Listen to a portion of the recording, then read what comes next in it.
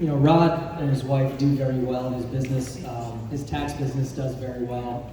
And I was like, damn, dude, you wrote, $22,000 a premium, you're getting securities. What are you doing with all that money? He's like, I don't need it, I'm just saving it all. Yeah. I mean, if you're in the room today, what else do we need to see? Did you see an 18-year-old winning? Did you see a 60-year-old winning? Yep. Did you see black, white, Asian, right?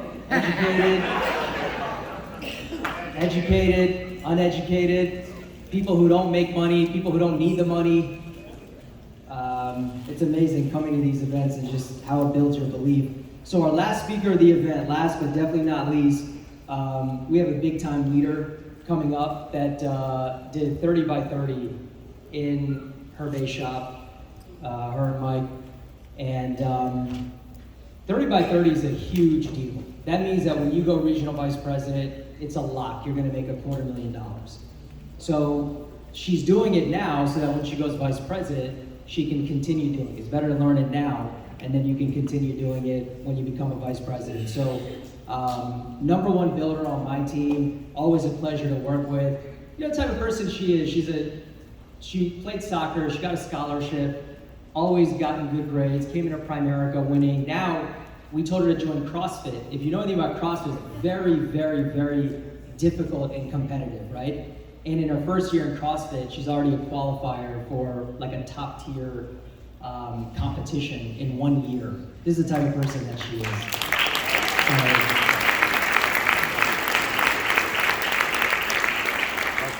One of the things that we say is that a winner is a winner is a winner. That's why it's fun to recruit winners, because they won before, they can win here. Give it up for Shondel.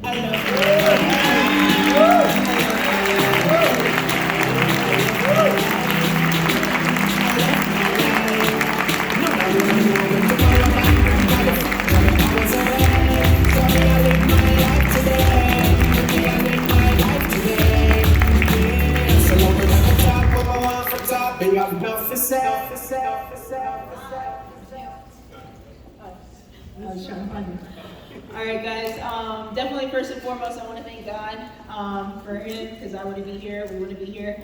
Definitely want to thank my husband Mike. He's just incredible support for me all the time. I want to thank my team, Freedom Force, right? And then my coaches and mentors, Shaq and Samir, and then obviously my friends and family that support me. So we're going to go through this. I titled it, Believe It Before You See It. So I'm going to talk a lot about raising your standards. First things first is you want to surround yourself with people that want you to win. Right? Find people that want you to win more than you want yourself to win. Right? Next thing is you're one decision away from raising your standards. I wasn't always great at writing personal premium. And you just gotta have the right people around you to challenge you. Samir just said, hey, just go out, write 10K. And I was like, man, I was only writing like 3K, 5K every single month. And he was like, just do it. And then you start to build that belief that you can, and you start going out. And if you don't know how you're doing it, you're like, let me figure out a way to at least get there, And then now we're just pushing ourselves to get to the point of not just writing 10,000 in personal premium, but writing 20,000 in personal premium. So you're just that one decision away from doing that. And just ask yourself a couple questions. What do you want? Are you happy where you're at now? Bruce always said this to us on these calls that we had. He said, do you hurt enough? Some people don't hurt enough to make the change, right? And make that decision. Then the next thing on here is TFAR. Some of you guys may have seen this before, but it basically says everything starts with your thoughts, right? So everything starts with your thoughts, and then from your thoughts, that influences your feelings. And your feelings are going to influence what you do, your actions, whether good or bad, and then those actions are going to influence your results. So everything starts up here. How are you thinking about things? Are you thinking about them negatively, positively? Are you being encouraged? Are you thinking you're going to be persistent, determined, right? So think about those things regularly. You definitely want to limit negativity at all costs. I hate negativity, right? It's like a poison. It seeps in, and it kills all motivation that you can have, right? So I know everyone came to this event, and there's things that may have happened, but just smile, don't worry about it, don't think about it, think positive through all of those things. You want to have great daily habits. A lot of people talked about this, right? So wake up early. I hate waking up early, but I was an athlete, and I had to wake up early all the time, and I would wake up and go to do CrossFit at 6 a.m. in the morning, right? So wake up early. That starts off your day right. Pray if you believe in a higher power. Work out, read. Check in with your team daily, right? They're looking up to you. Have both recruiting and client-producing activities every single day. Rod was talking about that. And then check in with your coaches daily. They want to help you. Just make sure that you're checking in with them as well. Yeah, I gotta remember to breathe sometimes.